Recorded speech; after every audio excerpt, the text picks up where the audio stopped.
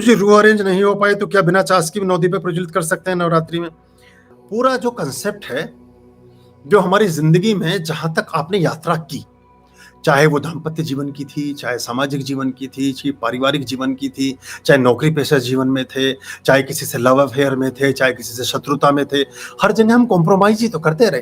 दुश्मन का मन कर रहा है उठा के ईंटा मार दें, फिर भी नहीं नहीं आप तो बड़ी आदमी है कोई बात नहीं, फिर आना। अब मन कर रहा है थप्पड़ मारे लेकिन बोल ये रहे, तो हम कहीं ईमानदारी से कहाँ रह पाए। या किसी से बहुत प्रेम करने का बहुत अच्छा लग रहा आदमी, फिर भी उसको कुछ कह नहीं रहे हैं हम कि पता नहीं कल को कोई काम ना बता दे, उधर से आ रहे हो 5 किलो सेब लेते आना, तो बोलो ही नहीं कि भैया आप अच्छे लग रहे हो। तो अब देखो, मैं तो ये कहूंगा कोई समझौता ना करो, खाओ घी से वरना जाओ जी से, काम करो तो पूर्ण वरना ना करो। मेरे से इस पे हामी ना भरवाओ, क्योंकि मैंने कभी खुद ही नहीं किया। मैंने बताया ना, मैं एक्सट्रीमिस्ट हूं, मैं अतिरेक वाला आदमी हूं, करूंगा तो पूरा वरना नहीं करूंगा। और उससे क्या होता है कि फिर उसका अनुभव अब बिना चास के भी आप जगाइए, लेकिन फिर 9 दीपकों में जो आपने ऊर्जा ये जहां भी हम कुछ कुछ चीजों को जुगाड़ घटाव जुड़ाव कर ले। मैंने देखिए बहुत सारे अंकों बोले कि अपनी खोपड़ी ना लगाना, मतलब इसको बुरा ना मानना, मतलब हम इसमें अपना कोई इसमें देर फॉर मत खोजिए, नहीं मिला जब खोजिए पहले रूह को, अपनी रूह में उतरेंगे तो हर चीज की रूह मिल जाएगी। अपनी रूह में उतरेंगे तो हर चीज की रूह मिल जाएगी। भारत भूषण की बड़ी अच्छी कविता है और उसमें वो कहते हैं कि ना जन्म लेता अगर कहीं में, धरा बनी ये मसान होती ना लेता। मेरठ के थे भारत भूषण, जिन्होंने राम की जल समाधि, बहुत अच्छा उनका खंड काव्य लिखा। वो कहते हैं कि अगर न लेता जन्म कहीं में, धरा बनी ये मसान होती, ना मंदिरों में मृदंग बजते, ना मस्जिदों में अजान होती। अब सामान्य रूप से सुनने में ऐसा लगता है जैसे इनके आने से सब कुछ बजा ना। वो ये कह रहे हैं कि ये मैं तब सुन पाया जब मैंने जन्म लिया।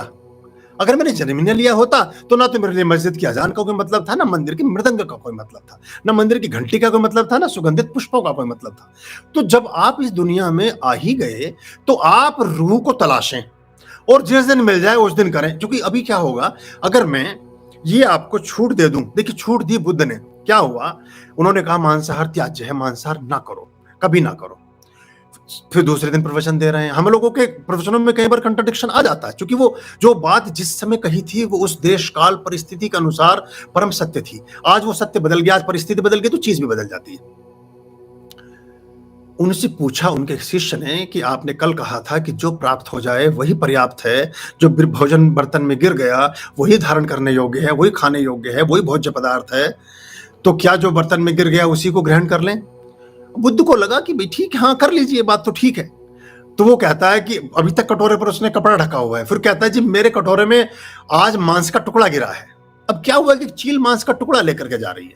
अब एक इत्तेफाक हुआ, बाय द वे वो निशाना लगाकर बिल्कुल ऐसा उसके कटोरे में ही आ गिरा और वो लेकर के तुरंत आश्रम में वापस आ गया। बोले कौन भिक्षा मांगने जाए अब, और पता नहीं कब से इच्छा थी कि भी बहुत समय हो गया था मांस छोड़े हुए, दोबारा स्वाद ले लें। और जाके गुरु को वो उस तरह से सवाल पूछते हैं चेले फंसाने के लिए। ये गुरु बस हाँ कर दे तो बस उनके कंधे पे रख देंगे बंदूक, फिर कि तुमने कहा तो था।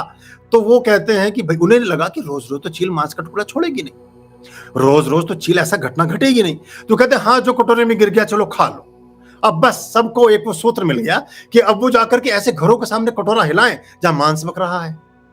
मतलब अब वो 10 घर छोड़े और 11वें घर के सामने वहां पहुंच जाएं जो मांसाहार करने वाले परिवार है, और वहां कटोरे में हिला के कहें भिक्षाम दे। तो ये आप जो हैं मत करो, कोई कॉम्प्रोमाइज ना करो, गो घृत का दिया जलाओ, माता रानी का स्मरण करो। हमने पूरी विधियां डाली हैं, 10-15 एपिसोड, 12-13-14 एपिसोड तो पूरे नवरात्र के हैं, बाकी उससे संबंधित और भी हैं, 20 के करीब एपिसोड हैं, उससे आपको काफी ज्ञान की प्राप्ति हो जाएगी। आर्याम अभयाम